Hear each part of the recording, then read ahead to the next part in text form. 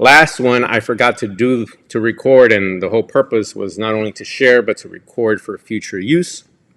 And one of the things that I like to pride myself on is finding solutions. And I'll talk a lot about that as we go through. And solution was make sure to have a slide that says record. So I am recording. Let's go. Who am I? I run a digital marketing agency. So a lot of the things that I'm going to talk about, I literally do every single day for my clients. Invariably, Kiz Passion and the local scene became my biggest client. It's one that takes up a lot of my resources and my time, but it's a passion project that I love. And it's something that gives me a lot of joy.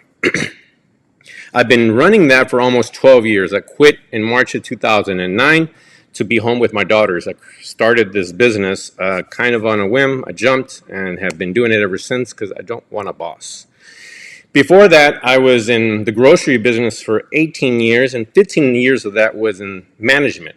I was pretty good at leading and managing and running things, and I didn't know it at the time, but those 15 years of experience were going to be invaluable in my life. They give me the foundational principles. They taught me the foundational principles on how to lead, how to manage people, how to be able to talk to people in a way that helps them, moves them from one place to another because it's in their best interest.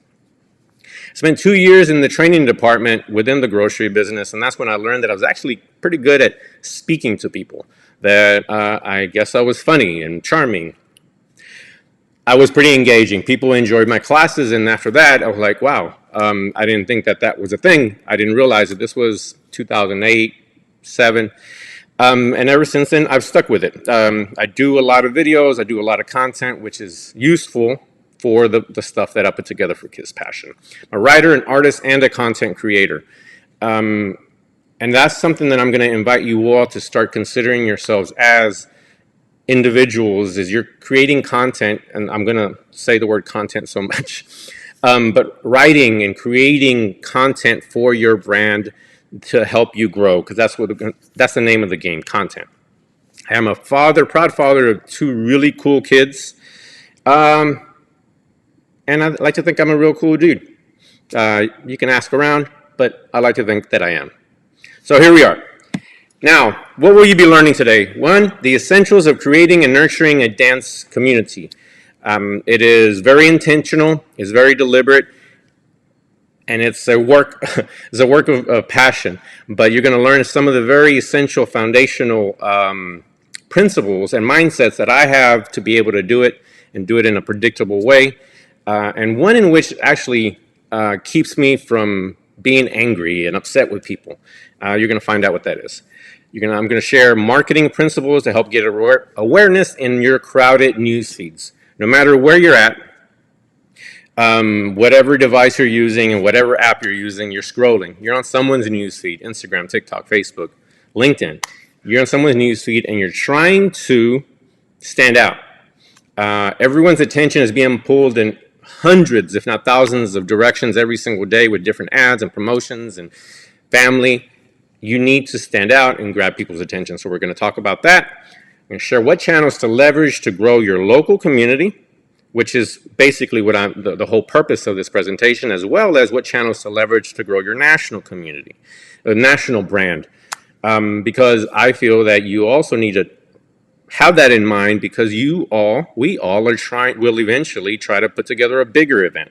And what better way to do that than to have a brand established for yourself that people trust and love and have seen over a year or 2 years, that when you put on something bigger, that national branding will be critical.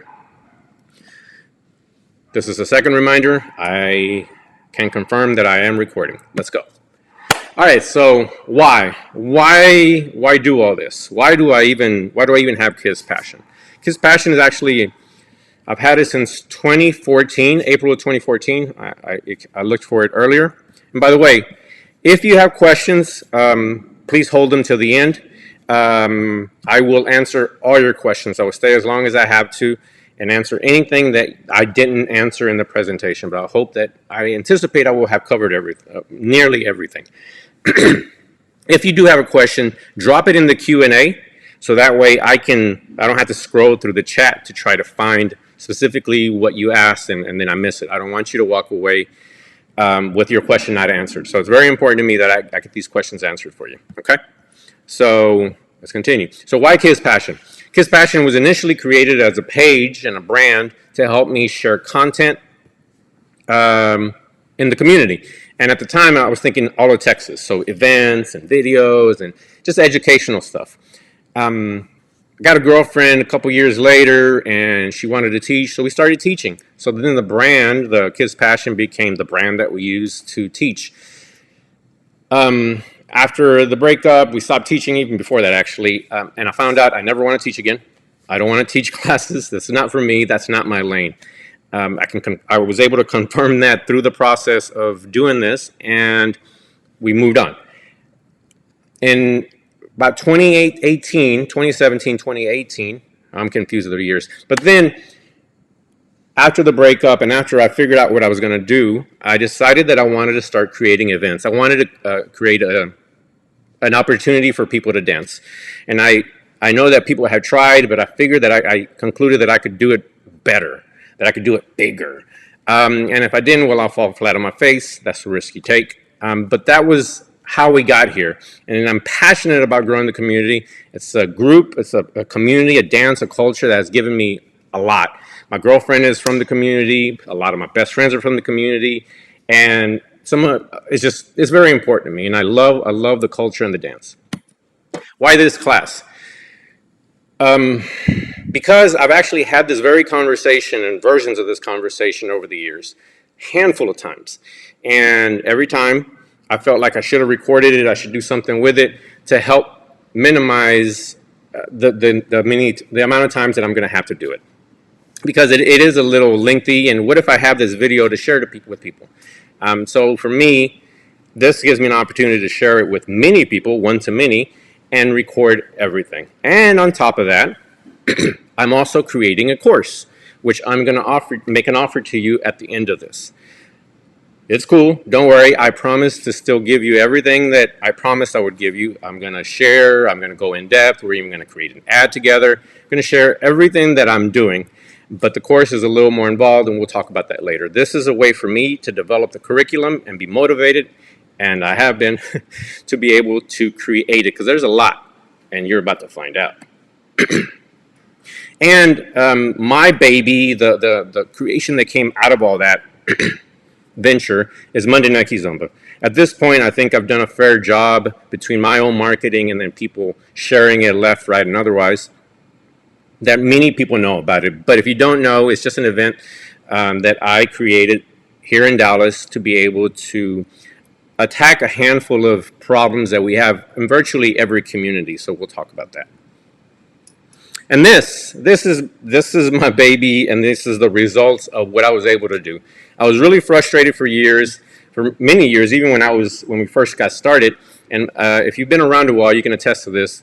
You would have to go to other cities because there wasn't enough here. Just wasn't enough people dancing it, enough people teaching it. Then we got to a point where they were teaching it, but we didn't have enough places still to dance. I have one vivid memory where we were told that they were going to play Kizomba at this bachata event, this little bachata social that is here consistently on Wednesdays. A couple of times I fell for this. They promised that we're going to play it, they were going to play it. We gather up everyone. It's really late, and we're there though. It's about a dozen of us. I mean, it took everything to get people out. And then they played like 2 songs at the end of the night. And even then, the salseros and the bachateros were looking at us like we're just shady. And I don't blame them, to be fair. But those types of memories are what sticks with me. That it's like I didn't want that anymore. I wanted to do something. And this is what gives me so much joy. When I look out into the crowds and see this is 2 of the last 3 Monday Night Kizombas. I did not shoot a photo at the last one because I got really busy. We had almost 80 people. And by the time I remembered, it was way too late, and I didn't want anybody getting angry at me for stopping with the flow and the energy. But this is what's consistently been happening. And this is, I wouldn't say post-pandemic because we're still in it, but this is what's happening and what I'm very, very proud of. All right, so first big thing that I want you to keep in mind, and your ultimate goal is that you do want to nurture an engaged audience, that loves and trusts you. Everything you do is to create an audience of people that look forward to your content, look forward to your events, look forward to anything that you put out because you've become someone they love and trust. In essence, I usually put this slide at the end, but I decided to put it at the front so we can give the entire presentation context. Kim K would like for you to nurture or to leverage the Kim K effect. And this is, I could have used other people. I could have used Jay-Z. I could have used, I can't even think of anybody right now, but somebody of that caliber that has been able to build a massive, passionate, to me, Kim K is probably even bigger and more passionate, her community, than even Jay-Z's. Creating a community and an audience that loves you so much that they will do anything for you. They will fight for you. They will stand up for you. They will buy anything you put out because they love and trust her. I tell this story all the time. I once dated a girl, and I didn't know it at the time, but apparently she really loved Kim K. She was a big fan. I made a joke. We stopped talking after that. Not right away. She kind of ghosted me a little bit, but she did not appreciate the humor, and she didn't like the humor. So we stopped talking. It was evident that it was because of her. She commands $300,000 to $500,000 per Instagram post. And in some instances, if she really loves the product whoever's bringing it to her, she will even take a stake in that company. She will take ownership, and they will give it to her because they know with certainty that by having her as a part of their brand and sponsoring it or whatnot, they will crush it. They will do really, really well. Now, I'm not saying that you need to aspire, well, you could, I suppose, to millions and millions of followers. You only need a few hundred in your given city, 1,000, 2,000, and you will do really, really well. And anything you put together, anything that you put out, you name it, it could be your own classes, it could be workshops, it could be weekenders. They love you and they trust you. The big goal of all marketing is to create trust with your target audience, whoever that may be. And this is true for all marketing. If I market for attorneys, my goal with my marketing for them is to ensure that the person that's watching that ad, that video, reading that copy, that graphic, that little by little we're creating a sense of trust from them for him or her. And this is all marketing and all life, frankly. If you don't have trust, things start to fall apart. You can't ask someone for $1 if they don't trust you, or maybe you can. But relationships fall apart when trust isn't there anymore. Governments start to fall apart when things aren't there, when trust isn't there. Trust is the essential element that we're trying to create through our marketing, bar none. That's the number one emotion that we're trying to get from them. They trust you as the event organizer. They trust you as a teacher. They trust everything about you, that the space that they're going to go to is safe, that they're not going to get, nothing shady is going to happen. They trust you. You want them to trust you. Another principle I wanted to talk about real quick, which I will refer to a lot throughout this presentation, is the 80-20 rule. It's the Pareto's rule, which states that essentially almost everything, for example, I think the original guy that created this idea is 80% of the crops from his peas came from 20% of the acreage. 80% of the information of a book comes from 20% of the actual content. 80% of your headaches come from 20% of your friends, or 20% of your friends and family.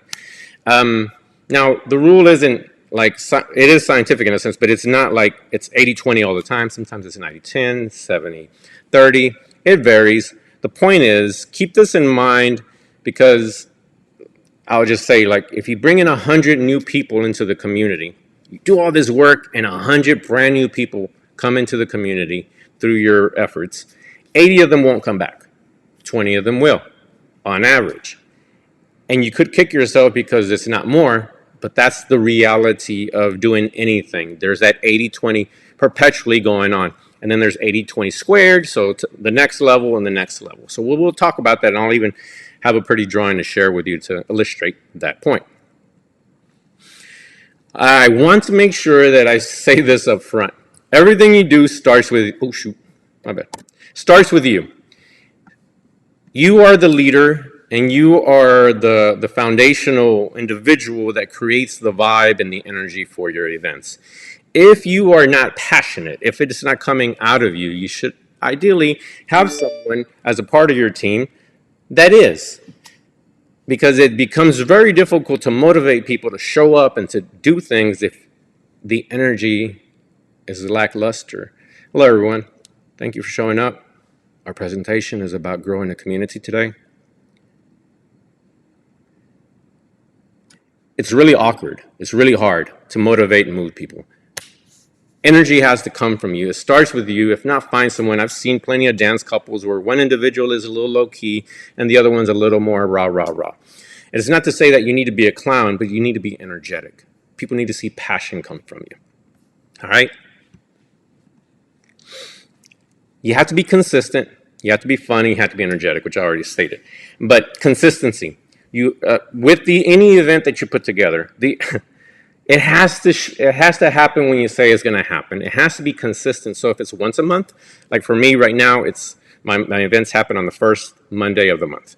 People need to be able to schedule it on their calendar. People need to be able to rearrange their calendar for you and know that it's going to happen on that date. If they don't, then even if you do a fantastic job of marketing, but you do it on one day this time and then another day the next month, and it's inconsistent, and then one month you don't do it, it becomes very hard to gain traction. Consistency is going to be the key, and consistency at a lot of levels, and we'll talk more about that, is going to be critical. But when you're putting on the event, people need to be able to brand that into their brains. Before the the pandemic, I was doing the Monday Night Kizombas on the 1st and 3rd. I made sure that it was like literal. I created a video so we can brand it into people's brains. Monday Night Kizomba, 1st and 3rd Monday. Monday Night Kizomba, 1st and 3rd. I think I had a video where I even played with it. I'm like, all right, everyone, when is Monday Night Kizomba? So I can have people in their head say 1st and 3rd. You need to be consistent. You need to repeat it to ensure that it sticks, because once you do that, then you can really gain traction. So even if they don't see the event, they know first Monday, TV's doing it, unless, pandemic hits and things go sideways. It has to be fun. It has to be energetic. I say this again because I tell this to my clients all the time. If you're boring, you're broke. We live in a world where there's just so much coming at us, so much stimulus, so much information, so much content, blah, blah.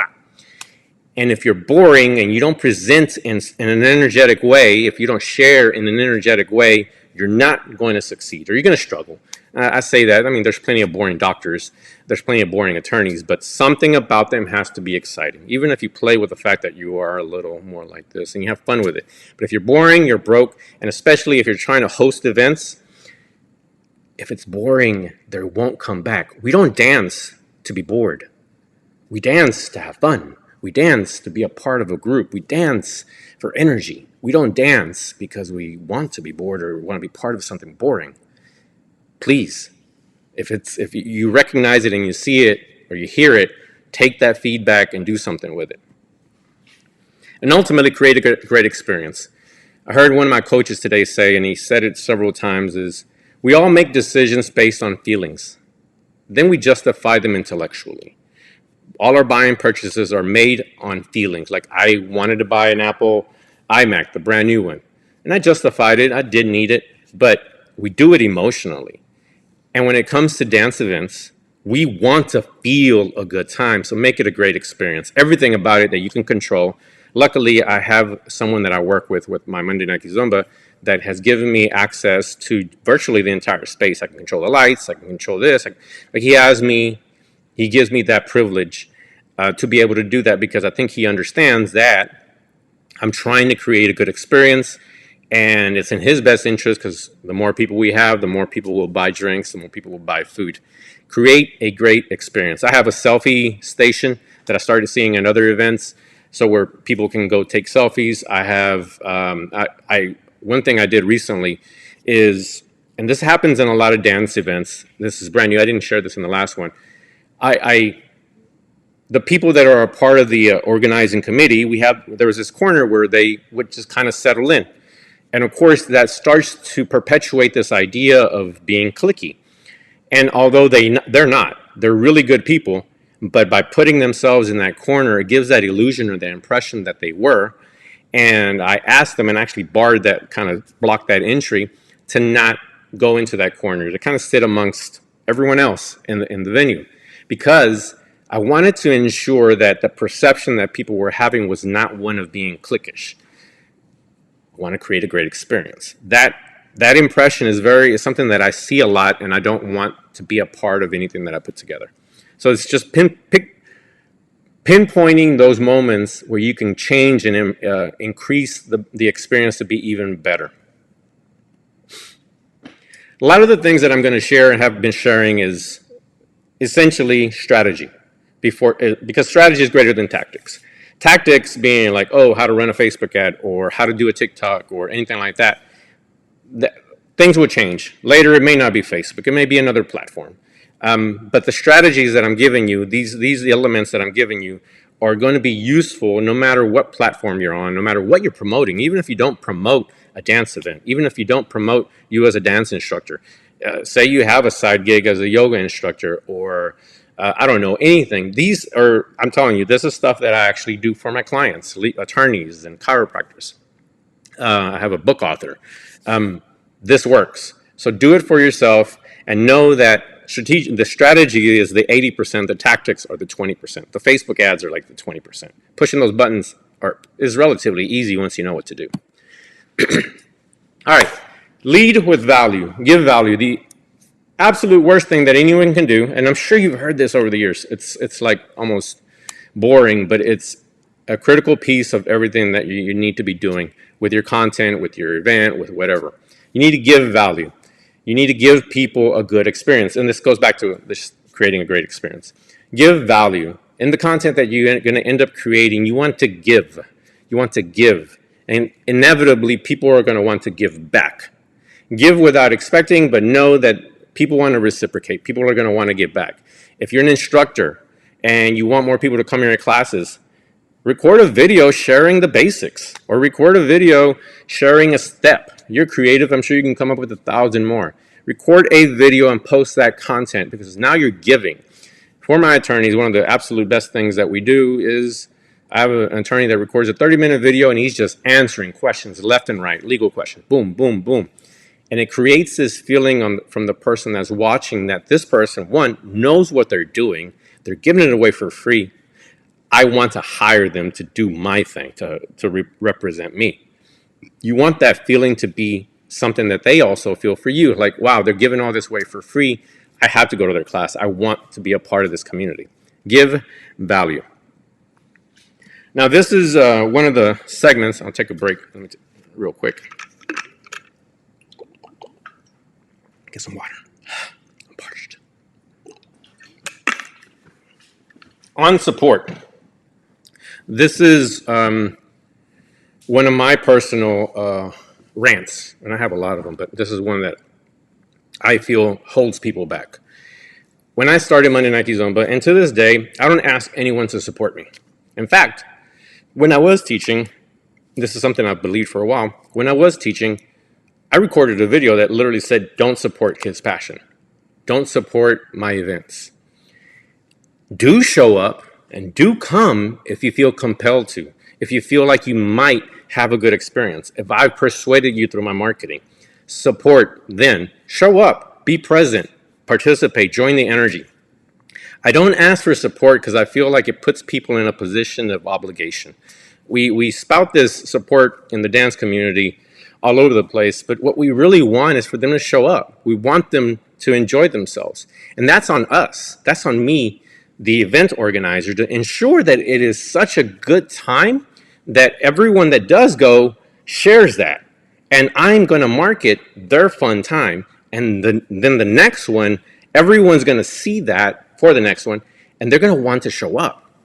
It forces me to create a great product and a great service that people want to be a part of, and it puts me in control. Support, to me, is more like wishful thinking. And it doesn't, and I don't like that. I don't want to feel like anyone is obligated to show up. In fact, I even tell my team, I told my team, I haven't told them in a while because they've respected my wishes, not to tag anyone, not to tag anyone, and not to invite anyone to the event, because you can mass invite and mass tag. I discourage that. I ask them not to do it because there's one big reason, but one is spammy. I hate it. I don't even want to go to your event on the other side of the world. Or I'm busy. I don't want to see all these notifications. It's spammy to me. I don't want to be spammy. But more than that, it distorts the data. I want to know that if 1,000 people saw it, 200 people said they're interested, and 50 people showed up, I want to know those numbers. And then I want to see if they stick through time. If you share it with everyone and tag everyone and invite everyone, enough of them are going to engage out of obligation, out of sense of, being friendly, and they're going to engage and they're going to say they're interested or this or that. Then my numbers are distorted. Now I can't trust them. I need that data. I need to know what I need to do to change. I encourage you to think about that. Support to me is something that puts you in a position of weakness, and then on top of that, you start to get upset with your family or friends if they don't support or show up or share or tag. I don't want to be mad at anyone. I don't want to be mad at any instructor that didn't support and share my event. That's one thing, on top of everything. I didn't ask any teacher to show up. I didn't ask any teacher to attend, and we had a handful of people teaching at the time. I wanted to create an event that they felt compelled to come to, that they felt compelled to tell their people to come to. I didn't want to wait for them to give me permission to invite their people. I ran ads. Don't ask for support. Do yourself, challenge yourself to actually create a great experience and then market that experience. Put that in front of people. Don't allow yourself to be put in a position of weakness, because then on top of that, you're going to be mad. Don't stress your family and friends. They're not your target market, right? Those people that are in your family and friends are probably already engaged and probably already coming. One of the big problems and I'll talk about it later, is that we need to bring in new people. We keep tagging the same people. That's the same people. They're here already. We need to approach it as a business, because essentially it is.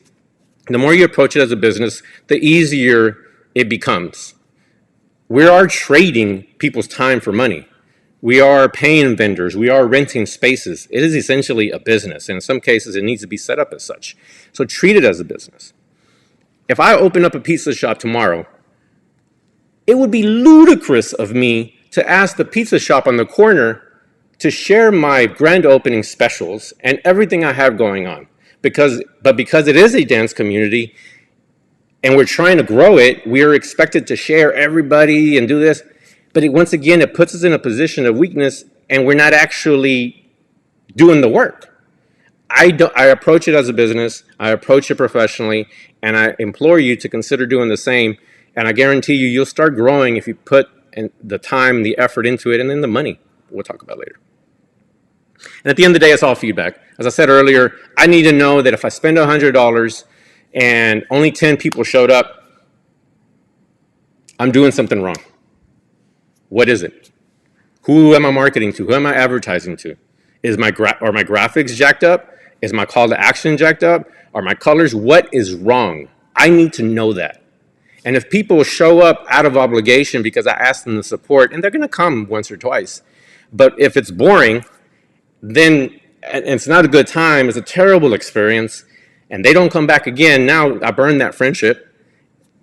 I need real world feedback. I want to know. I look out and I'm observing, and I guess this is my managerial experience. I'm observing everything. I'm observing people, energy, hazards, health hazards. The dollar bill thing we do kind of scares me because it's kind of a hazard, but that's the manager in me. But it's all feedback. If you're not getting the people in the butts there and they're not showing up and they're not having a good time, or they go and they don't come back, why?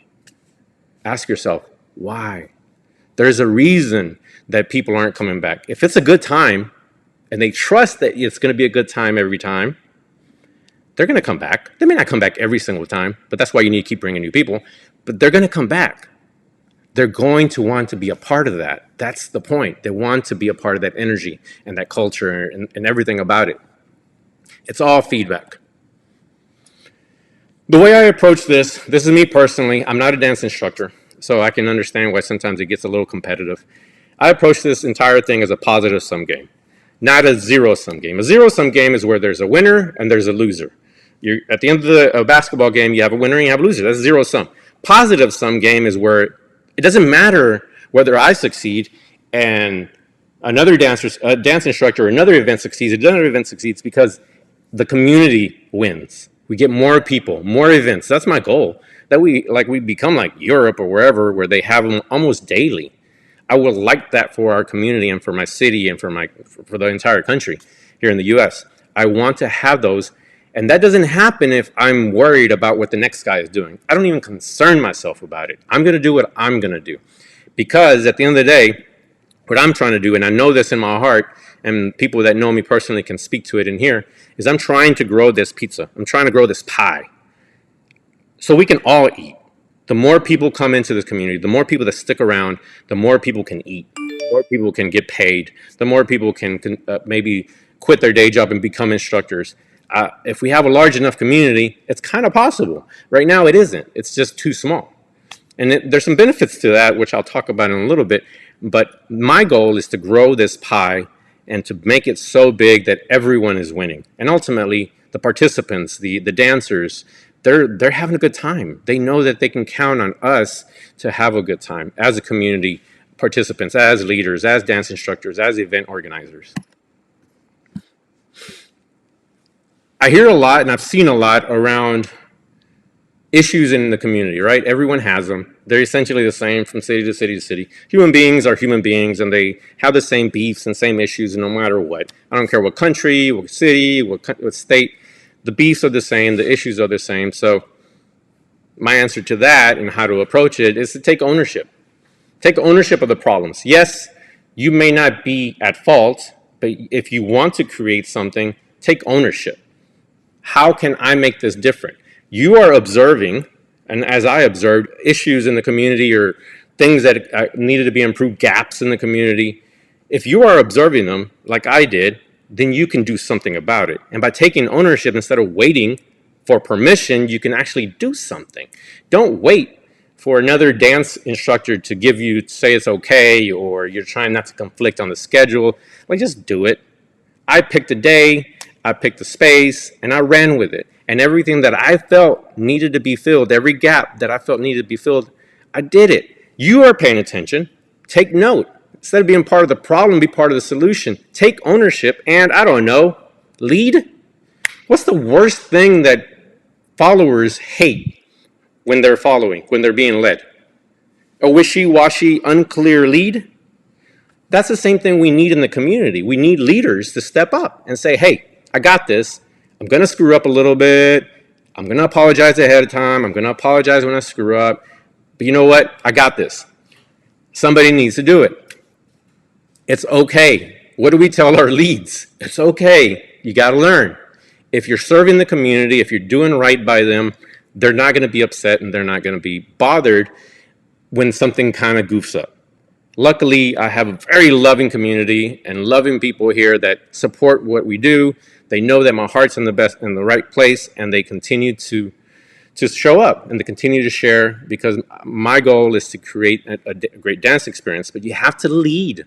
They will appreciate. The world respects someone that stands up and says, I got next. All right? Lead, please. There are two core problems that I feel are present in almost every dance community: Kizomba, UrbanKiz, Brazilian Zouk, and a handful of others. There's two core problems and that I needed to address with my dance event. And I felt like this event, this consistent social would address them. Number one, let's draw a pretty picture. 1 second. Take another water break. Everybody good? You still with me? Say yes or no, please.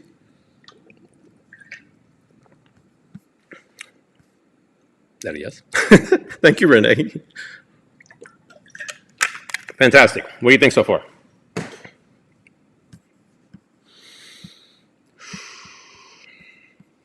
Fantastic. Thank you. Thank you. All right. Just trying to get a little feedback. All right. So, we're going to talk about 80-20 again. There's two core problems that we have in the community. Number one, We don't have enough people coming in at the top of the funnel. It's a marketing thing. And I'm sure you've heard it if you've been in any marketing. There's not enough new people coming in. Most people are stuck here in the middle. Maybe they're taking classes, they're taking workshops. They're stuck here. They're not necessarily getting better, but they're here. And that's not necessarily a bad thing.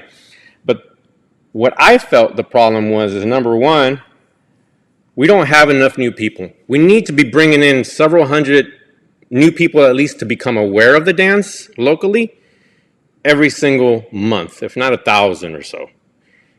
And then we need to have that many people to ensure that we have, once the 80-20 plays itself out, we will have enough people that actually show up week to week. So we don't have enough new people coming in. And then the second tier, we don't have a place for these people to dance consistently. They go and take workshops, they take the weekly classes, they go to festivals, they come back, and for the most part, I could be wrong, we don't have someone, or most cities don't have a consistent space. So that's a big issue, because they're investing all this money, but then what? Is it a surprise that at some point they drop out? They drop out fast? Because why bother if there's nowhere to actually play, to practice those moves? I'm convinced that as far as the Dallas local community, part of the reason that we're considered to be pretty good is because we get the reps. We're getting the reps. We're starting to get them now. You need those reps to be able to get better, and you can do it in a dance studio, but it just doesn't hit the same. Now, does it? Somewhere outside the studio where you don't have all those mirrors everywhere. You have somewhere like you can get a drink, a bite. You want to get out of there, and we need to have a place for that. So those are the two core problems. I will say that down here we have more like festival goers that are like traveling worldwide.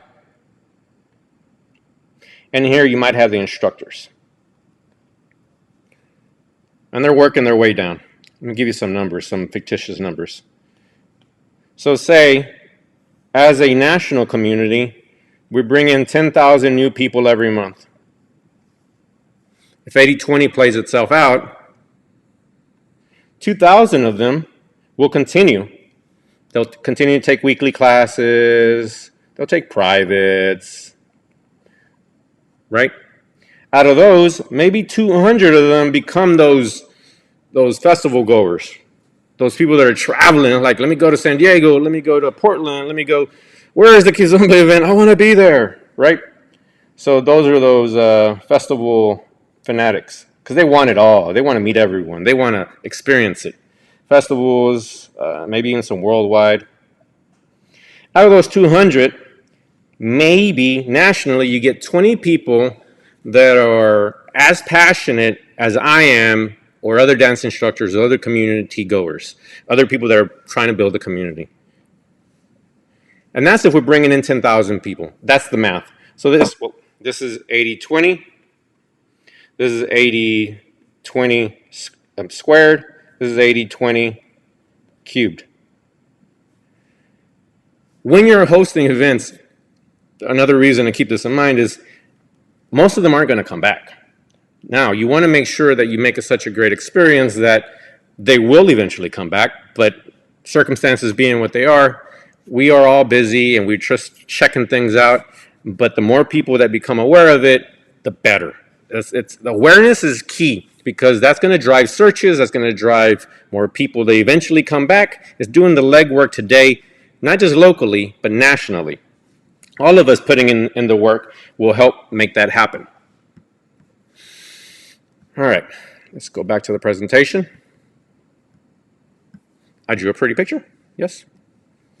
Fresh people at the top of the funnel. When I do this is the top of the funnel.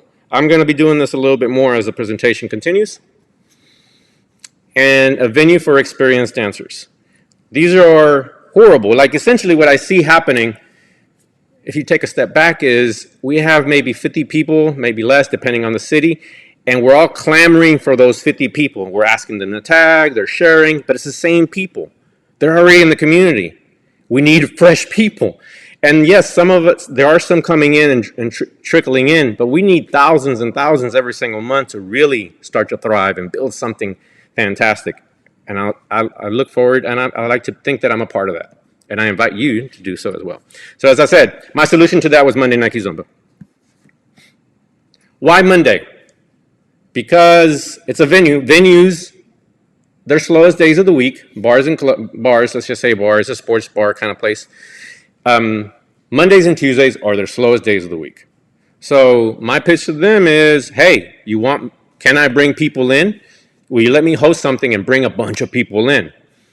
Most people are going to say yes to that. It's a business opportunity. I make it about them. Let me help you bring people in, sell some drinks, sell some food. How does that sound to you? Sure.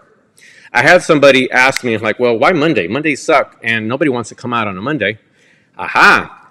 Perhaps most Mondays, but if you make it fun and you make it clear that it's going to be well attended, if they feel that Monday sucks, they had a horrible Monday, and now they have to go to this event because they were told that they needed support, and 5 people show up, yeah, Monday sucks. But if you make it clear through your marketing, through your advertising, through everything that it's going to be a great time, Mondays work. I was able to create that, despite the fact that, yes, Mondays are exhausting. People hate Mondays, but they look forward to Monday Night Kizomba. That was a little loud. I'm sorry. Right? You decide. You create the marketing. You create the vibe. You, us. It's free. It's free to get in, no cover. I could possibly charge. But once again, I'm trying to get in as many people at the top of the funnel as possible. And the easiest way to get them in is to make it free. I don't charge a penny. I do ask for donations, although I haven't been doing a good job recently. I do ask for donations, and some people feel compelled to give money. And they don't just give like $5 or $10. I've had people give a couple hundred. Why? Because I'm creating so much value that is evident. Now, this isn't a sustainable business model if I was running a real business. This isn't my real business. This is just a passion project. But by making it free, I get as many people at the top of the funnel. I get them introduced to it. And if they don't come back, they will be back because my marketing is evil that way. But it's free. And you've all got something that's free plus shipping or free 14-day trial or free this or free that. There's a reason they're free. They're trying to get you into their community, into their world, and that's what I'm trying to do with Monday Night Kizomba. Bring them into the world. I'll pay, and I pay out of pocket for ads, but I will make sure that you speak well of us and you share what we're doing, and inevitably, maybe, eventually, you do come back, right? Where am I at? Here. From that event, you now can create consistent content. Create consistent, that's alliteration. Create consistent content. I didn't realize it till right now. You now have the opportunity to create content from the event. It becomes a content creation machine. Because my background is an artist and I love photography, I've been wanting to learn videography a little more. I use this as an opportunity to improve my gear, to start shooting more, to improve my skills. And I was forced to. I'm there, how do you do this? ISO, damn it. I'm kind of foolish that way. I'm sorry. You don't have to do that. Most recent phones, most of the newest phones are stupid good. They're better than video cameras from 5 to 10 years ago. You can shoot in HD, you can shoot in low light, shoot something, shoot some short videos, shoot some long videos, shoot some photos. Just take some content, use that as an opportunity to shoot some content and start crafting some stories for your brand, for the event. It is, and if you look at my stuff, you'll see that that's essentially what I'm doing. I'm using that story, those stories from that event to promote the next event and the next event. I have several gigs, probably over 10 or 20 gigs of video and photos from when we started this year and, I don't know, 2018, I don't know anymore. COVID has my years all screwed up. But I have all that content to be able to use, to create, to be creative. There's just so many opportunities. Use it because this is going to be the key to growing content. When they're creating the content, Make sure you have these three things in place. One of these three things, or two of these three, or all three, whatever you got. Inform, educate, and entertain. If your content does not inform, educate, and entertain, people are going to keep scrolling. This is what we're doing all day. We're on the toilet. We're in the waiting room at the dentist. We're talking to our mom. It's horrible. We need to stop people from scrolling. We need that thumb stopper. That should be you. Homework for you. Next time you're on your phone, or you might be on your phone right now, and you find yourself stopping on something, ask yourself, why? What's so special about this particular piece of content that made me stop? Stop just being a consumer and start actually being a practitioner and understand what they're doing that got you to stop and laugh or be more informed. Whatever it may be, ask yourself what that is. Once you start doing that, you'll be able to replicate that in your own content. If you don't do it, they will keep scrolling. I can't stress that to you enough, and then you're wasting your time. Then just hang it up, close up shop right now. No, I'm kidding. Don't close up. You'll learn. We all learn. Tell their stories. Too often, I tell this to my clients too, we're focused on, I'll use a client. Hi, I'm Joe, and I went to school for 30 years, and I have this degree and that degree, and I'm certified in this and that, and I'm amazing. You can trust me because I have all these certifications, and I've been around forever.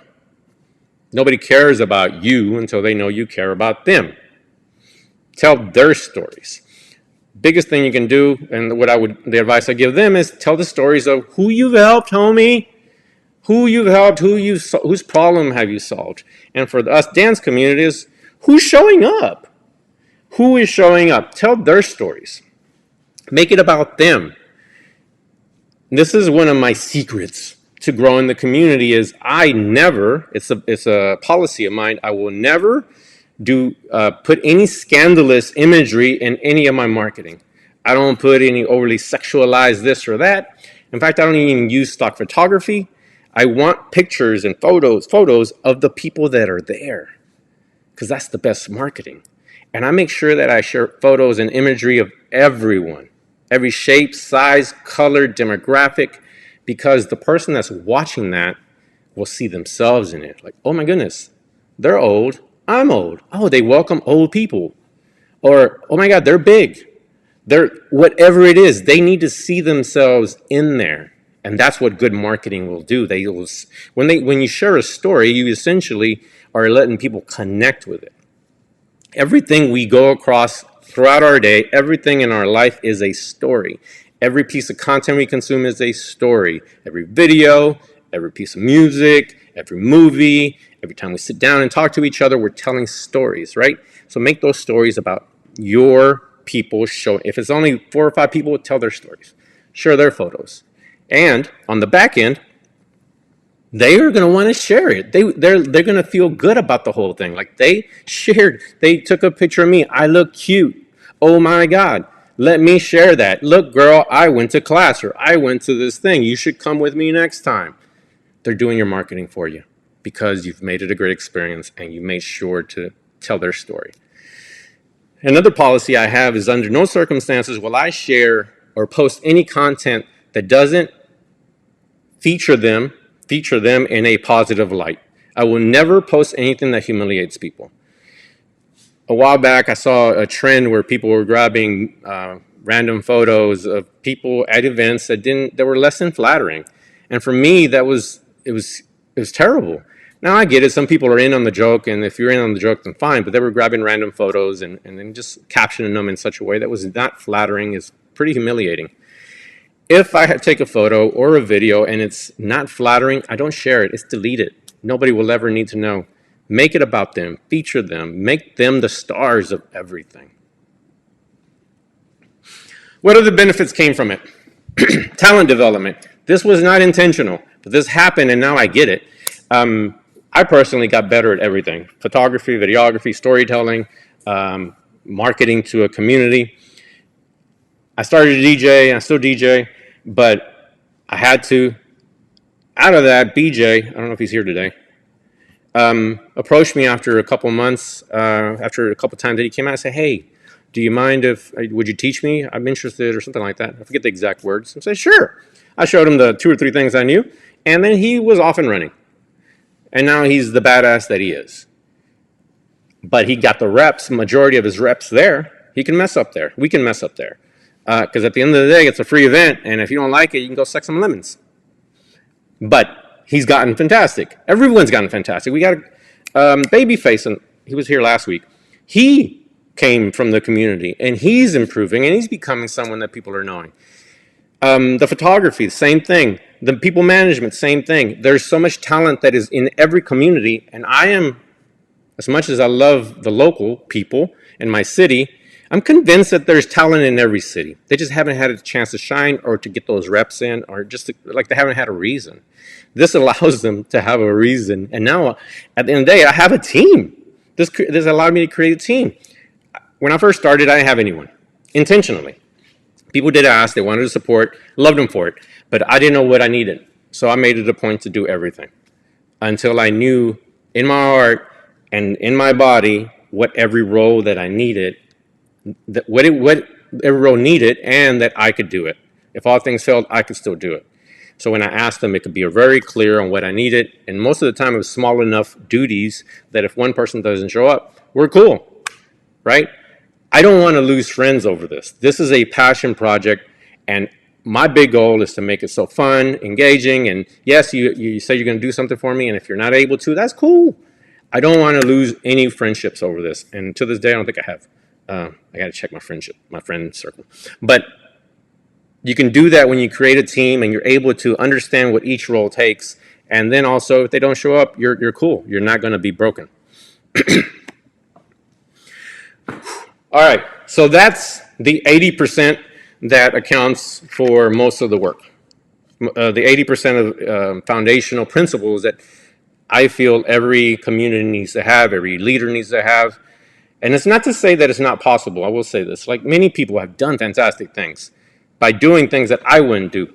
I just don't feel like it's my best use of time. I am a very busy person. I run my own business. I don't have time to be tagging all these people, to be sharing with all these people, to be jumping in groups, to be jumping in chats. I don't have time for that. I value my time at a very, very high rate. And I feel that spending money doing this kind of stuff and having this mindset prevents me from wasting time and being more involved in my day-to-day with my family and everything. So 1 second. Everybody still there? Can I get a yes, yes?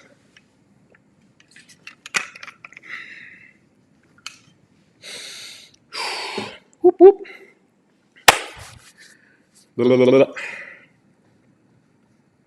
Let's go. Tactics. Now, these are the things that you can implement. There's a bunch here. I'm going to insist that you try to pick 2 or 3.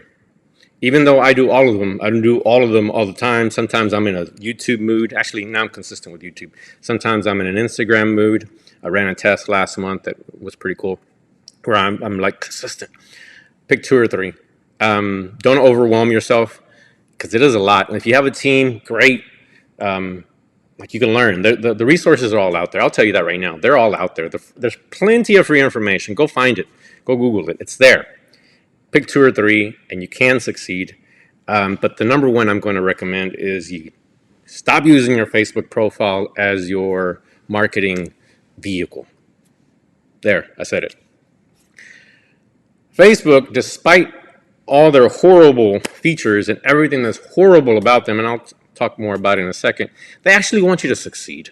They give you so many tools to succeed, but they limit you on the profile because it's a personal profile. They don't necessarily want you advertising on a personal profile, although they tested that a few years back, and I liked it. Facebook page allows you to do things and gather data that a profile will never do. And on top of that, if you're like fantastic and you're like so famous and you're international, you're gonna have a dance instructor 1 and a dance instructor 2 and a dance instructor, like, that's a lot to manage. Why just have a page? Just do that. You can get more data. You can do more things. You can flip it up, reverse it, and do all types of things. Make it do gymnastics. But it can only be done through a page. You can see on your personal profile, you can see who likes, comments, and shares. On your page, you can do all that, but you can also see how many people are being reached, how many people organically, how many people are being, how much engagement is on your video, where'd they drop off, at 25%, at 50%? Oh, okay, my video needs to be more engaging. Or did they all drop off within 10 seconds? I didn't have a good hook, or I failed to deliver on the promise of the hook, or the intro, or the headline. This is all the information that you can't get from your profile, but guys, this is my other rant, I guess. Get a page, use it, leverage it, advertise to it, run ads, invest in ads. This is my number one strategy for being able to like put on an event in a month. Like say I schedule out something in a month and ensuring that I have a good amount of people there. Now, granted, I live in a larger city and there's more people here. So there's that. But part of the reason there's more people here is because I've invested for years. You can do that as well. There's people that you can get in front of for as little as $1 a day. $1 a day. If you're going to create content and you're going to create events, then put some money behind it. $1 a day. My basic philosophy is if I create a piece of content, it's really good. The really good stuff, I post for 5 days or run an ad for 5 days for $1, $5. That's it. And at the beginning, I did it 4 or 5 times a month, and just to promote, to put something out there in the community, in the audience, to let people know, hey, check this funny thing out. Hey, there's this event. Hey, here's some photo of someone that came. We need to ensure that they keep seeing our face, our content, our brand. $1 a day. And that gets you, before I get there, that gets you in front of basically 100 people. $1, 100 people. Now, I don't know about you, but if $1 can do that, and I don't have to physically go tag 100 people or show up in front of 100 people's faces and explain to them why they need to come to the event, I don't even know what I was asking. I just lost myself. That is the best use of $1 that I can think of. I don't have the time to run around to talk to 100 people. $1 will do that for you guys. Let me show you how. Let's jump into a campaign, and I'm going to create a quick ad.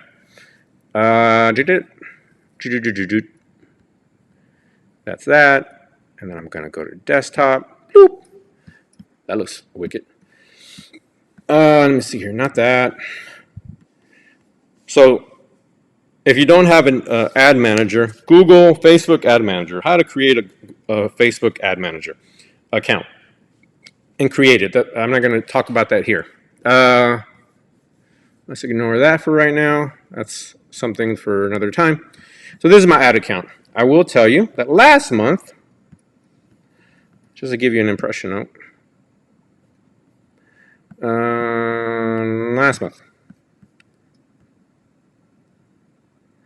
I spent, where's my money? $78. Most of it was on the event, and I got it for 67. Each event response cost me about 67 cents. So I spent $78, and then I boosted, promoted a handful of other posts. See, 5, 5, 5, 2. I'm not spending a lot. I put a lot there because that's my most important thing, and I wanted to make sure I had a lot of people there. And we did. We had almost 80 people. Let's see here. So I'm going to hit create ad. You hit this big green button. I can tell you that there's a lot of stuff here. There's a lot of buttons and whistles and things that you're going to have to think about. But when creating an ad, I usually only select 2. And if I'm running an event, 3. So those 3 are engagement. Facebook will do you the favor and advertise to people who are more than likely going to like, comment, share, stop, view. All that's engagement. Read. They're reading when you stop. They're detecting that metric, that activity, that behavior. So that's a part of it. So that's what that objective is. They're going to try to find those individuals. The other one is video views. They're going to find people that like watching videos. And I will say, like for traffic, for example, they're going to find people that match your choices, your selections, and try to get people that like to click on ads to go off to go visit another web page. They will do that. On messages, I don't run this, but on message, not usually, They will find people that like to respond to messages within an ad. They're trying to help you. Use the features. They can be creepy. Might as well be creepy with them. So I'm going to do engagement. Here you could also, within the engagement, this is where you can run a like campaign or an event response campaign, which is the one you saw a second ago. So I'm going to do a post engagement. Hit continue.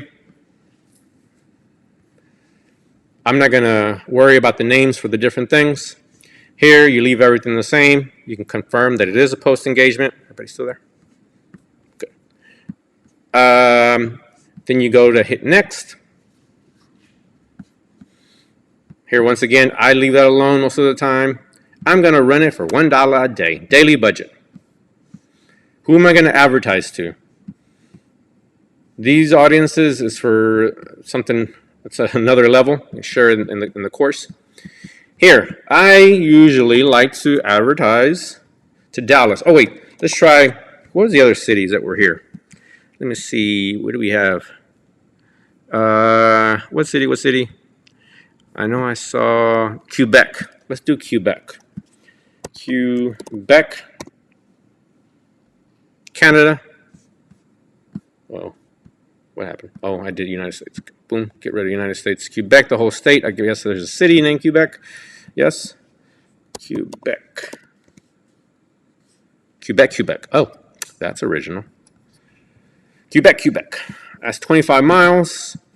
18 to 65, you can leave that open. I have learned that the age that is ideal in actual engagement is between 23 to 55. That's what will engage, that's what's in the audience. So in that area, you have this many people that I could hit right now, but I haven't selected what audience, what other behavior I need them to demonstrate.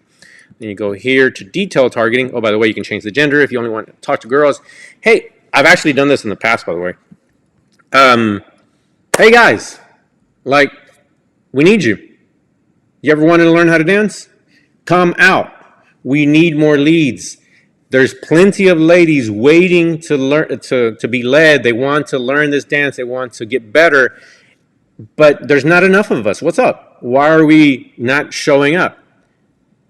I think the other part to that message I'm going to give to you is it's so bad that our ladies, our follows, are learning to lead because us men aren't showing up. So I'm challenging you to show up and be a part of this amazing community of people that are looking forward to meeting you. Blah, blah, blah, blah. That's essentially what the message was. That was a few years back because I was trying to address this problem.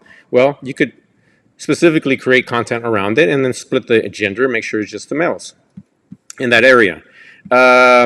Detail targeting, Kizomba. Sorry, UrbanKiz, but as of this moment, UrbanKiz is still not an interest, and sometimes you have to wait. These are the 3 interests around Kizomba. I usually just select Kizomba because the others kind of fall into it.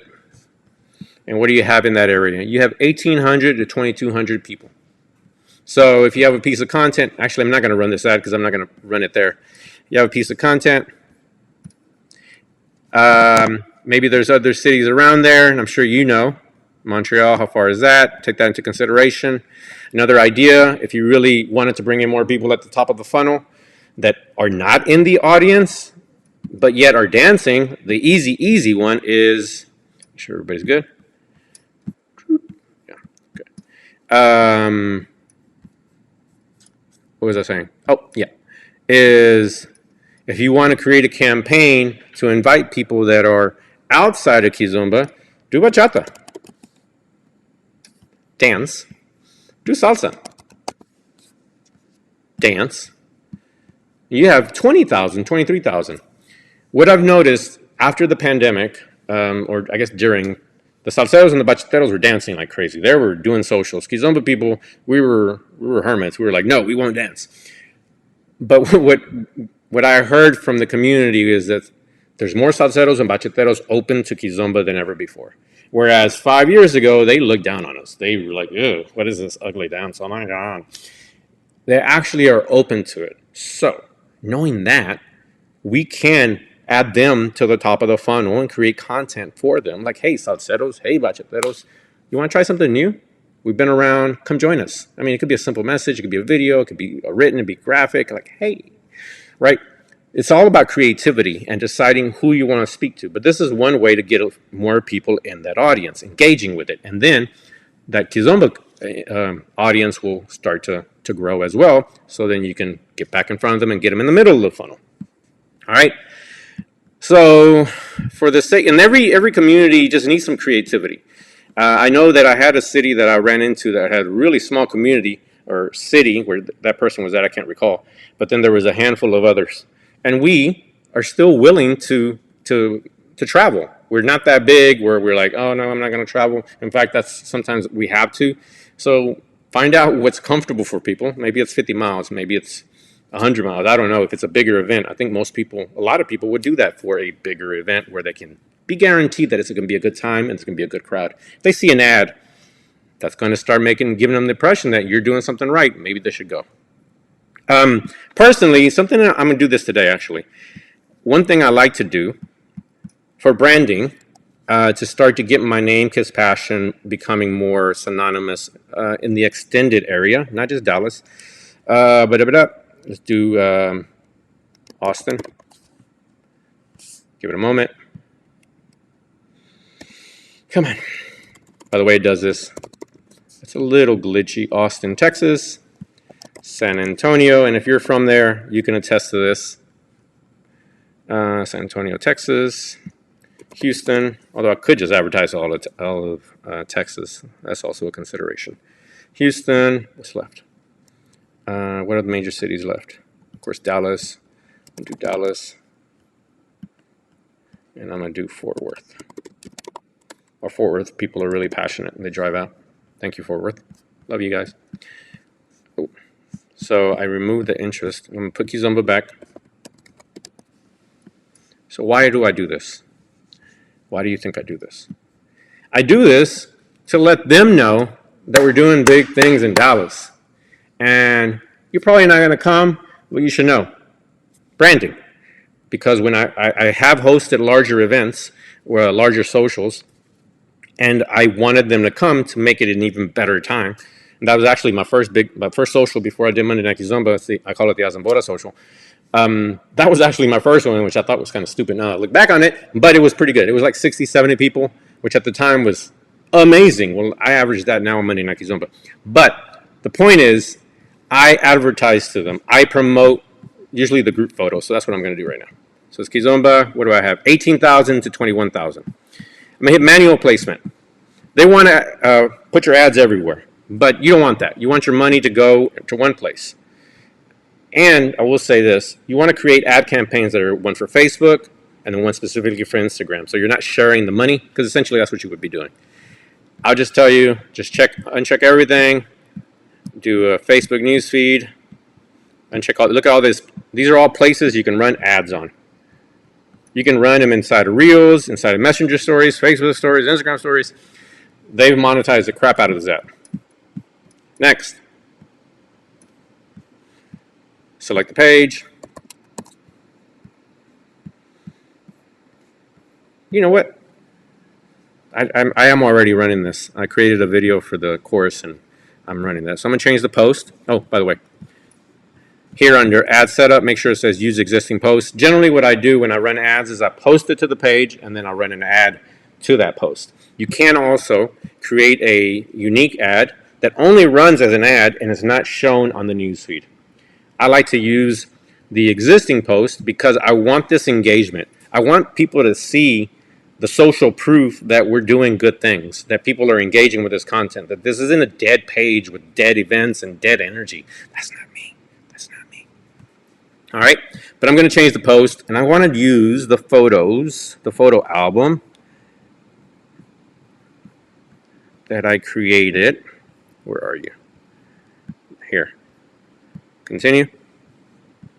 I got a fair amount of engagement. No button.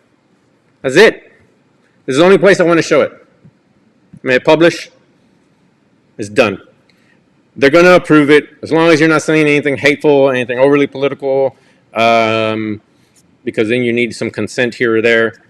But they're going to approve it. put it out there. Now, for $1 a day, I'm slowly dripping on people my message of my community and my people doing amazing things. Look at all these faces. When you get a chance, go check out the profile, and you'll see what I'm trying to do there. Let's see here, make sure everyone's still good. Fantastic. Now let's move on. Where's the page? Here.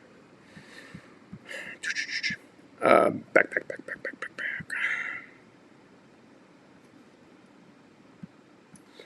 So we launched a campaign. It's that easy. It's not complicated. Obviously, strategically, you need to decide what approach do I want to take. Do I want to bring people at the top of the funnel? Do I want to advertise the people that are already in the middle of the funnel? They're already aware of it. Decide that. Do I want to advertise the people that have no idea what it is? Then creating content specifically for them. Although, if you're just creating an event like that, this gallery is local, but I want others to see it. You want others to see it. You want to start growing that brand. So I jumped in there, spoke about video views, engagement. I'm going to let you in on a big secret. The secret to marketing and to really getting great results is repetition. Repetition breeds trust. We trust that if we keep seeing it, there's some awareness, some likability just that's generated from the consistent repetition.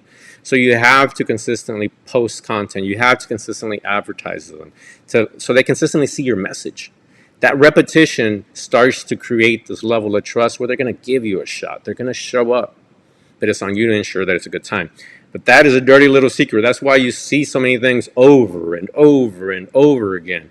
They want you to remember that jingle for whatever your attorney is in your town or your diaper. They want that repetition because they want this to be branded up here and for you to know it off the top of your head. That's why the jingles are actually really popular. They're really good. Next, that was my number one strategy for making sure that you start running an ad tomorrow, you can start getting traction and getting people to show up. Spend some money, invest that. All right? I usually spend more. I'm a little aggressive, and I'm always trying to see like how many more people can I get. And it's all coming out of pocket. I will address this up front. Here, not up front because that would have been earlier. I see this as an investment. I am not looking to make any money out of the community right now. I don't know. In the future, maybe I put on some membership course where we're teaching some local instructors teach people. I don't know. For me, it's about the passion and the community and the love that I have for it. My approach right now, I have no idea how I'm going to monetize this at all. I do it for the love. So I am coming out of pocket for that reason. Because I know what I know, I'm able to do it rather affordably. And I know that I'm creating goodwill in the world. And for me, that's enough. Yesterday, I got somebody commented and tagged me on a post, appreciation post, that almost had me crying. Because apparently, I forget that I've been at this for 6 or 7 years, and I've been consistent, and I've been delivering value. I've only recently started to do the events, but I've been in here, and I've been committed to this for that reason. If your heart's in the right place, people will know, and people will follow you. Website. All right, guys. For the same reason that there's not a lot of people like in the community that know about Kizomba or UrbanKiz or a handful of these like Brazilian Zoo, go create a website because there's not a lot of people that have it. And if you do that, then it will be easy through search engine optimization. Make sure that you, the basics of SEO, search engine optimization, is by the way, that's the practice of putting elements in place to ensure that you're optimized for search engines. And how it boils down to the simplest ways is that your website actually talks about the thing you want to rank for. So let's go back to the desktop. Do a search for Kizomba in Dallas. These are ads for dance instructors and dance stuff. You will find a couple of things, and I'm actually getting ahead. Let's do Kizomba Dallas. It wasn't hard for me to rank because there's not anybody else doing the work to rank.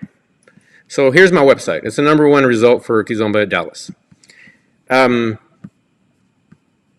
in your towns, chances are that nobody else is either because there's nobody teaching, right? Or nobody putting on events. So because there's less competition for that term, being other people creating content around it, it's actually really easy. This guy, Kizomba Maine, if you're here, big up, shouts out to you. isn't even in Portland, like Portland, Oregon. He's in a different Portland. He's in Portland, Maine. He's ranking for Portland Kizomba, which he should be. Let's take a look at his site. It's very simple. Kizomba, Maine. Kizomba lessons. Private lessons. Kizomba lessons, parties, and specials in Maine since 2014. Who are they? I really don't even know who they are. I'm surprised. But this is really easy for most people. Just go create a website, simple content. Make sure that you talk about the thing that you need to rank for.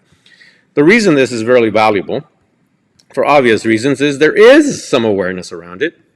Where's my stuff? There is some awareness around it, and people know that that it's out there. So they are searching. It's not a lot, but if there's a dozen or so people searching every month, why isn't your page there or your website? Maybe because it's not created, but you should create it. It's rather easy. I'm going to show you my analytics. So I'm trying to be transparent and show you this is analytics. So I have a piece of code on my Kiz Passion page, and on it tracks people's usage, where they're coming from. This is from Google. And what's cool is we're starting to trend on the up. People are searching. And of course, I'm ranking really high. So in the last 30 days, I've gotten 168 users, 166 new ones. That's interesting. So there's a couple that came back again. This is what's interesting. 71 of those people came from organic search. So they found me from Google searching. That could be the same for you. Social, only 29. I don't usually point traffic to my website from Facebook or from anywhere else. I usually I keep them inside that ecosystem. But the big point is create a website, talk about the thing, Brazilian Zouk, Portland, Brazilian Zouk, San Diego. Create a website. It will be easy to rank, and you will get a handful of people clicking and then being able to contact you. Word. Where am I at? Back.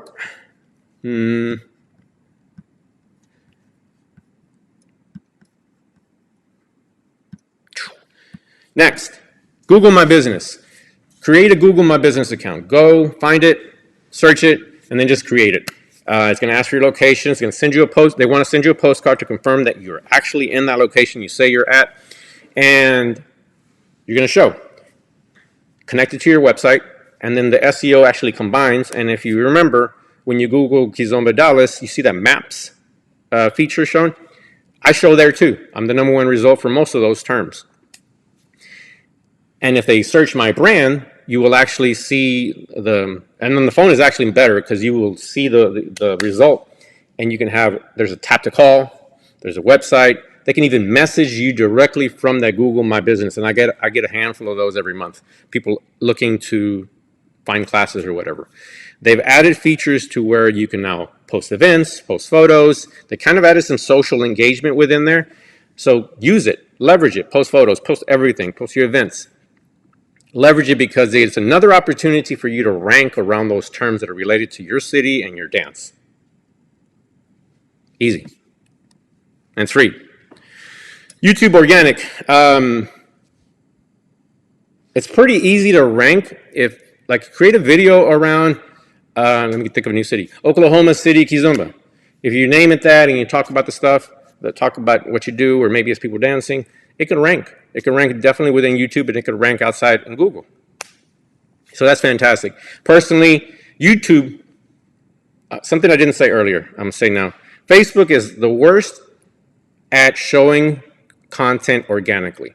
Meaning, if I have 100 people and I posted today, people that like my page, according to the statistics, 3 to 5% may see that post organically. They may show it to them without any ads. Maybe.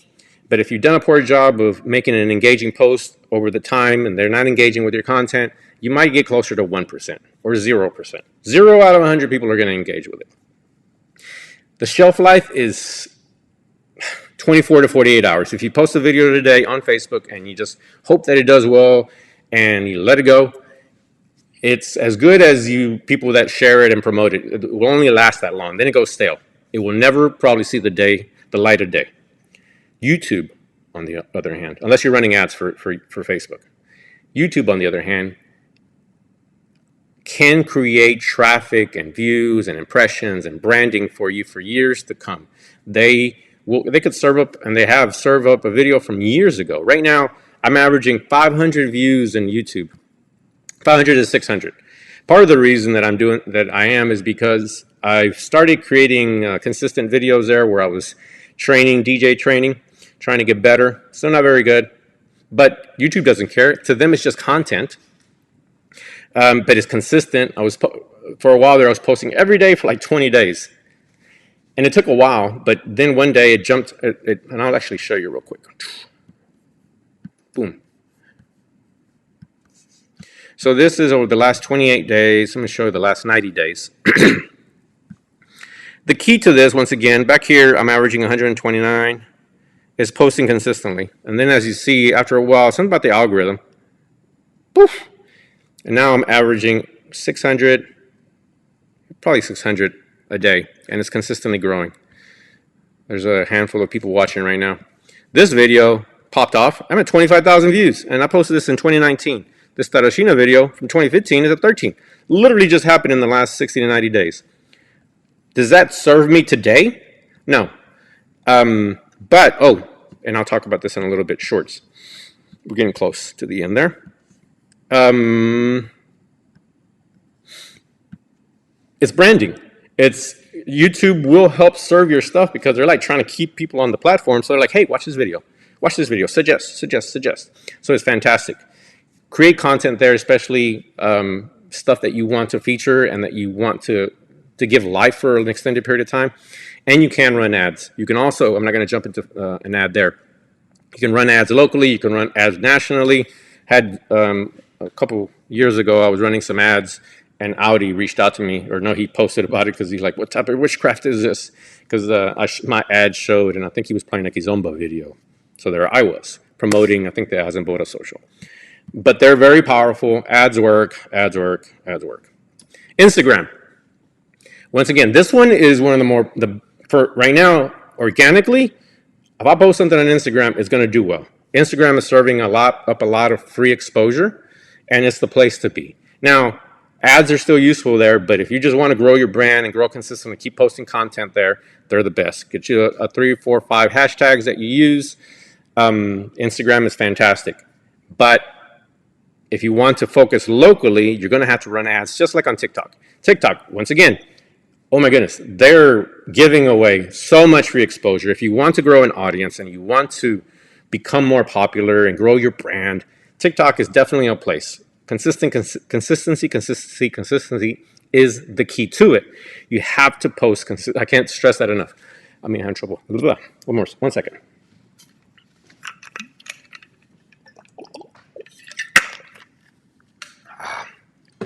All right. TikTok, Instagram, those are great for organic reach. They are going to allow you to get seen by people that they feel are relevant. The algorithm will do you a favor, and they will start showing and testing and showing, and before long, you keep doing it, you will pop off. I had a client pop off, and he has like a video for 800,000. He's an attorney. But anything's possible. Ride the trends. Pick up on ways that you can pick up on the trends that are happening and how you can piggyback Kizomba, UrbanKiz, whatever, with it. What's your spin? And let that pop off. The trends are really popular. The sounds, using whatever sounds are popular, you'll get some exposure that I don't do that for my clients because they're attorneys. But for a dance brand, we can do some great things. It's not something that I've pushed too hard. Although I did do a test last month before the last one, and I was posting almost every single day for about 20 days. And from that, I did really good on Instagram, YouTube, Facebook, not Facebook. So Facebook just released their reels, but I would suggest post there. Instagram, YouTube has their shorts. You can see here actually. Let me show you again. They have what's called shorts. Everyone has a TikTok copycat. So once you create a short like that, a TikTok essentially, post it everywhere. Post it on YouTube, post it on Facebook. Facebook is not getting much exposure yet. Post it on, obviously, TikTok, and post it on Instagram Reels. I know a handful of people that are getting so much exposure, growing their brand, and doing it that way. And you've seen it. It's so damn addictive, and they're giving it away for free. And that's the big thing I want to say. The giving away free exposure. Who knows how long that's going to last before they start making you advertise for that free exposure. These are massive platforms. They have to be sustainable. They have investors. But in the meantime, leverage it while you can, and you can get some traction. Shorts everywhere, everywhere, everywhere. Consistency is a key. I probably said that 100 times already. Try to post daily, especially these shorts.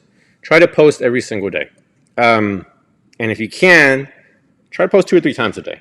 And why is that important? Because this gives you more opportunities, gives the algorithm more opportunities to feed your content. You're not spamming anyone. Not everyone's going to necessarily see it, but the more content they have in their algorithm to like decide, like, oh, let's see how this one does. See how this one does. It gives you more at bats to be able to leverage the algorithm in your favor. It's hard, I know. So that's like for people that have a proficiency and are prolific at creating content. I'm not. And I'll tell you right now, I do not do any of these 100%, all of these 100% of the time. That is how I've been able to grow the community. I'm everywhere.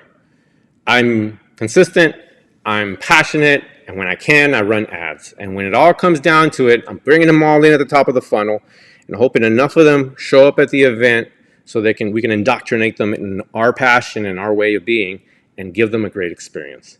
So if you do all this and you don't have a great experience for them to experience, then they're going to talk. And if they're kind, they're just not going to show up, but they're going to tell people how it was. So do everything you can to ensure that safety, recognition. One of the big things that I did that actually a friend of mine told me a while back, and I think is one of the big reasons that it's helped create this culture of camaraderie and like openness in the event is, well, what happened was a friend of mine came, and afterwards she told me that she's never coming back again. And I'm floored. I'm like, how? Why? I don't get it. Like, everyone's having fun. She said, nobody asked me to dance. I was there by myself. I was there with a friend. Nobody asked her to dance. And it just, I felt horrible. I felt like I wasn't seen. Crushed me. Crushed me. That's feedback. So I started thinking and brainstorming, what can we do? What can we do? What can we do? What can I do? And what came out of that is the welcoming committee, the welcoming group. I call it a committee. And essentially everybody in the team, I try to ask, but there's like 3 or 4 people that's their chief role, is to ensure that if anybody comes in, one of them is at least saying hi. One of them is welcoming them.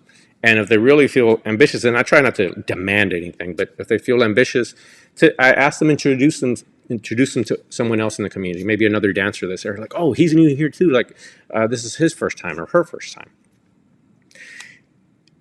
And if 2 or 3 people do that, even if they maybe don't have the greatest experience, but they felt seen, I felt like that was gonna matter. And one of the consistent pieces of feedback that I get now is that they were welcomed, that they were felt seen, that they had a great time. And I see them sitting. They're not always going to be dancing because they're new and they're scared, but they felt like the people actually cared about them and wanted to see them have a good time. So create a great experience. Make sure that you're looking out for these opportunities to improve or to fix problems, and maybe not fix, but patch it up in a way that will benefit the overall experience. All right, so we're basically at the end.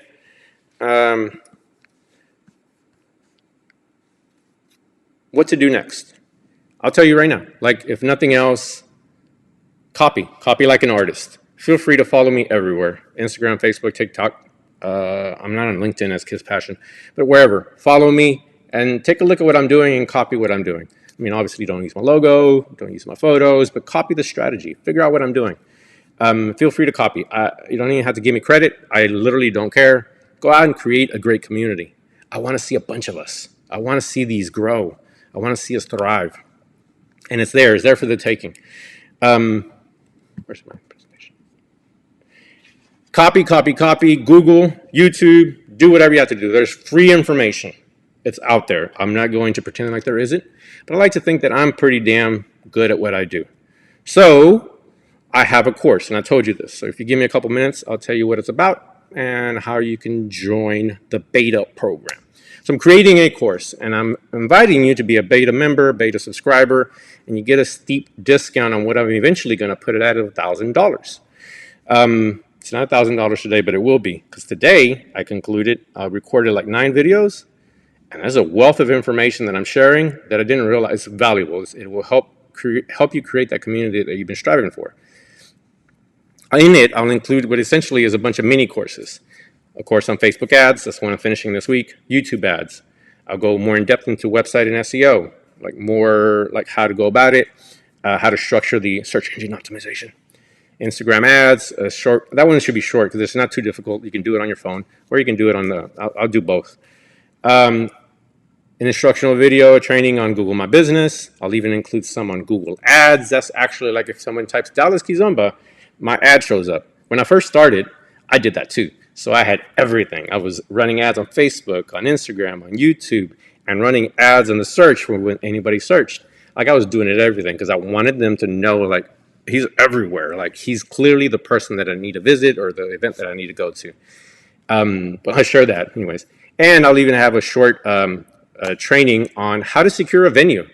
I say I got lucky, but at the same time, I built something and I built a brand that I was able to leverage and pitch to be able to secure a venue. To me, it was one of the key things to helping us grow. I want to helping us grow. I wanted a space that was outside the studio. We can find studios anywhere, and then you can pay for them. But I'll tell you what I've done to help secure it and the way I structured it, and the relationship, how I manage that relationship.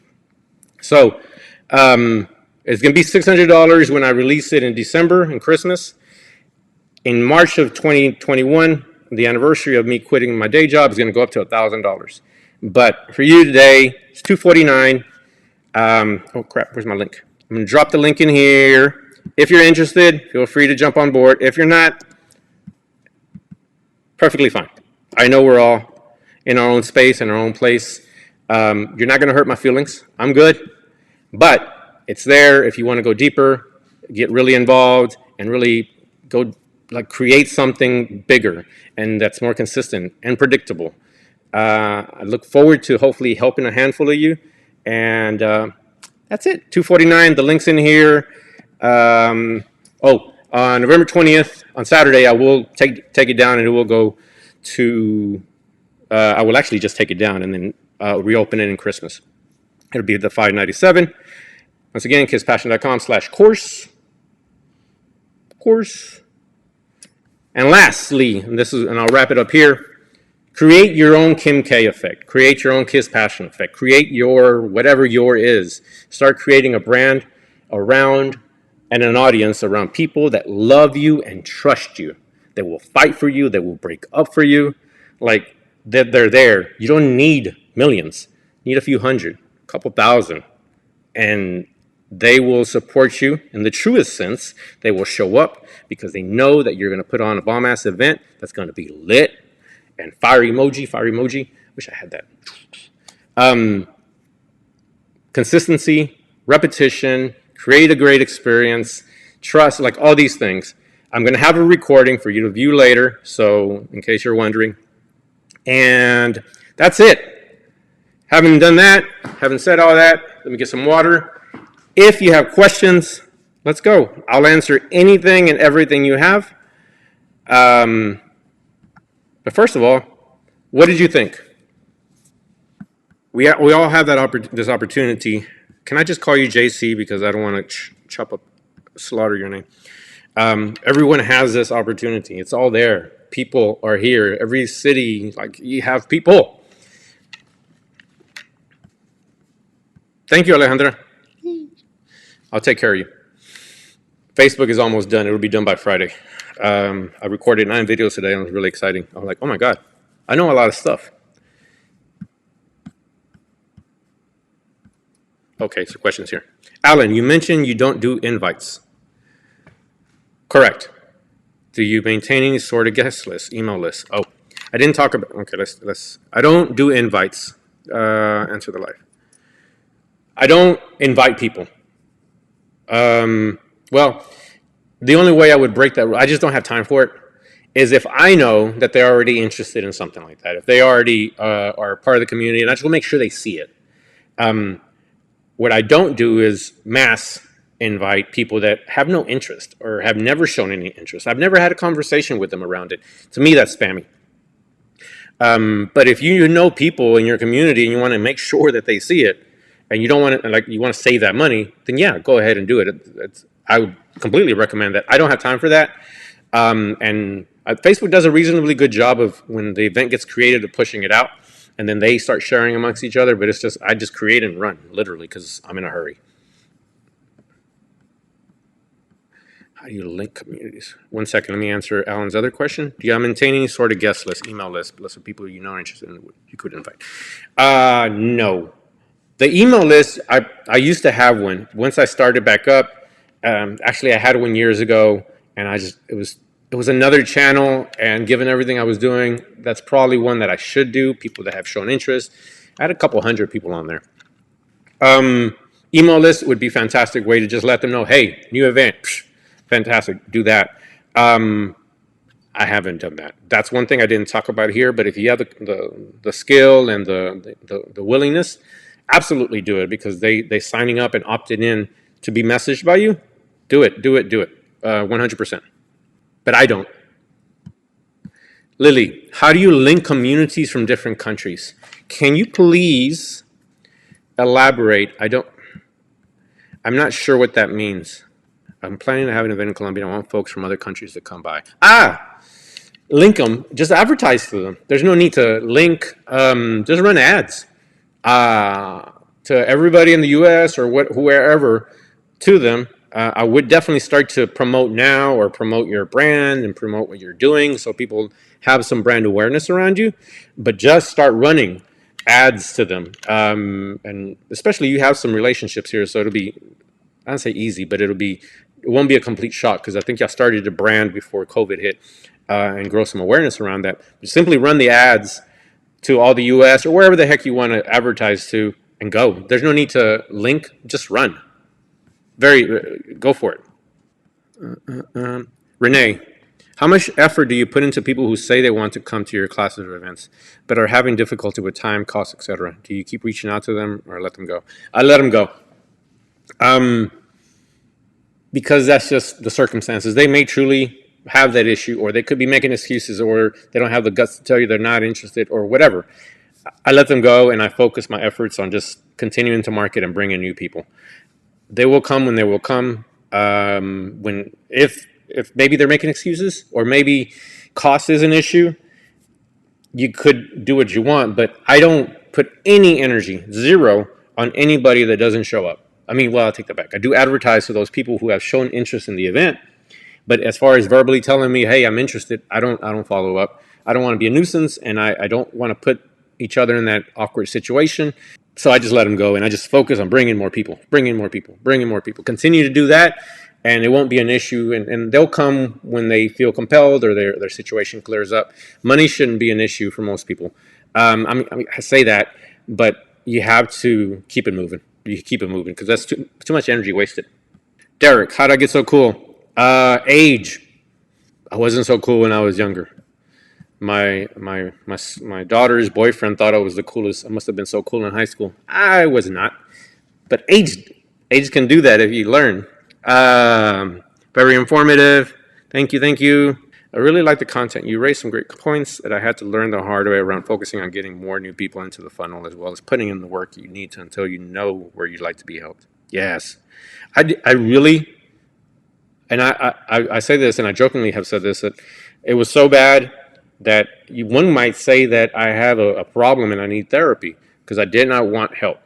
It's not that I was against it, is that I've been in this community, in the dance community, and I've seen many friendships and relationships fall apart. I've been dancing since 2009, bachata, salsa, and I've seen so many friendships fall apart for various reasons, and I did not want that with anybody that joined the team. I wanted to make sure that I was clear on what I needed and what I needed from them, and I conveyed it in such a way that they were clear, as well as if they didn't do it, I'm not going to be mad. I can fill in that gap, or someone else on the team. It's not that big a deal. It's very important to me. Questions? I'm here for, okay. Other than the $1 a day for 5 days, do you have any rules you use, recommendations, how you budget your ads? Great question. Let's see.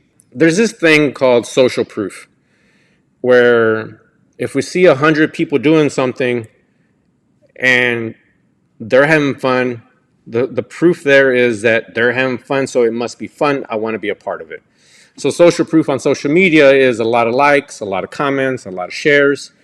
So, and for events, when I'm trying to run it, really get more people to the event, the first few days I do spend like $5 a day for like 4 days, 5 days, to get as quickly as possible to 20 to 30 to 50 people interested or say they're going.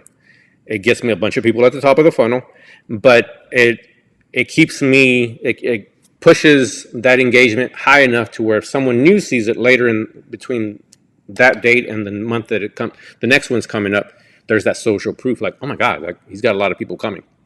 So I'm leveraging human psychology and how we kind of give social proof. We feel like something is more valid if there's more people around it doing it. So $5 a day is essentially as much as I'll do for something that I'm trying to push really hard. $1 a day if I'm just trying to keep it low key, but definitely still pushing it out. If it's something that I put money and time, a lot of time into, I put money behind it. Sometimes I put $1 or $2. That's usually where I fluctuate from. So if you saw the ads, my ad spend, it was right around that consistently, except for the event. And it's just a matter of just dripping on them consistently. That's about the rules that I have. When I was doing the bigger social, I think I was doing $10 a day for a while because I was like, I want to get people here. What you're trying to get is people to trust you, right? You're trying to get the dancers to trust that there's going to be enough people there. You're trying to get the venue to trust you that you're going to bring people. You're trying to get the teachers trust that like, oh my God, he knows what he's doing. Like you're trying to get this proof and trust from people that you know what you're doing and that they can count on you. So that very first event, I was so scared because I didn't know what to expect. I mean, I had a clue, but you still don't know. But it works if you just put in the money. So I did put $10 a day then. Essentially, most of the time, I don't spend more than $5 a day. It's usually for just the events, or $1 or $2 a day. If I see something is popping off really well, if it's going like doing really well, I want to push it even further. There's videos that I've promoted and put hundreds of dollars behind because I wanted to get that video in front of as many people as possible. Like some of my dance instructors, I have videos that have like hundreds of thousands of views, but I put money behind it because I was trying to grow the brand internationally because at some point I'm going to pull from there. And here locally. So Derek, like a couple of Derek's videos are actually because I put money behind it. Now, I haven't made my money back, but that's fine. I'll get it back somehow down the line. And it's just good energy, good vibes that I put out. And I feature my artists, Derek, Kaylin, BJ. I try to make sure to feature them. And sometimes I'll put some money behind it to make sure their name, their face gets a little further. Derek, it's truly awesome experience working with TV. He leads by example and with care for the team and the patrons that he speaks volumes about him. Thank you. Thank you. Thank you. Thank you. So I have 13 of you in here, which is awesome, considering that it was 1 week notice. Still recording? Yes, I am. More questions. Come at me. If you have more, give them to me now. How do you make the first event a success? Oh, run ads. The very first event, run ads. Spend $10. Spend some money, put some money behind it, and run ads. So that first event, you want to surprise people. I love that element of surprise when they walk in. Yeah, whatever. It's not gonna be a big deal, and they come around that corner. They're like, "Wait, what? Like, how is this possible?" They're gonna talk about that. We want to create stories that they're gonna tell for you, and how did I make it a first event a success? Is by putting money behind it. I think first event, when was it? That was May 2019. I probably put at least $50 behind it. And we got, if you feel free to go back into Facebook, into the old photos. I think I had 30 to 40 people show up, and it was a little cramped. That space that I had before was a little small. I would also recommend finding a smaller place. Don't go get a humongous place and then you bring in 10 people and like, You can hear the crickets. Get a space, make it snug. I like it when they're a little snug and they're dancing. They're forced to keep it tight. But spend money, bro. Like I can't. You said Brian. Okay, you are, bro. Put some money behind it, and you'll get more people there than most people would expect. And you want that surprise. They're going to tell that story. They're going to share it. They're going to promote it for you. Yeah, right. I actually learned that from a salsa event organizer years ago. I've been mentored to some extent by a handful of people, and I knew what I wanted by the time I got here. But he told me he had this salsa event here in Dallas, and it was a little tight. I said, man, it's a little snug. No, I want that. I want them to bump into each other. And it's like, oh, you want to dance? Because if you have too much space, people will crawl into their corners because it's more safe. Because we are all a little awkward. At the end of the day, we're all awkward. We all have this like, some of us less than others, but by forcing us to kind of like be snug, you're like, well, you want to dance? And those invitations become much more prevalent than in spaces that are where the gap has to be covered by the lead or the follow to ask someone to dance. Everything I do is digital because I feel that it's the best use of money and time. Somebody asked at the last event if I do any postcards or what do I think about postcards and published. I think it's a waste of money. Especially like flyers, is what he asked about, flyers specifically. I think it's a waste of money, and if you're going to spend money, spend it on this. Because we're all on our devices. Look around when you're out wandering the world, they're here. We can get access to them here. They're on their toilets, or we're on our toilets and we're doing this, right? What other medium will allow you to do that? At an affordable rate. Yes, you can do billboards, you can do TV. I do have ideas where I want to eventually get on TV and do some PR. Like, hey, we're going to talk to TV from Kiz Pouch, and he's going to share with us this hot new dance called Kizomba. Please tell us, where did this originate from, TV? I want to do that. But as far as actually advertising offline, I don't have that much money to throw at it. And most of the others are going to take much more money. And on top of that, you can retarget people. So if people engage with your content digitally, this is my pitch to my clients. If they engage with the content, they may not buy today, but we're going to retarget and advertise to them based on their engagement into the future. So your dollar you spend today will continue to pay dividends because now they're in our audience. Now we can continue to advertise to them. You can't do that in any other form of advertising. And I'm lazy. I could go out and shake hands and ask people like, hey, come to my event. There's that as well. I don't have time for that.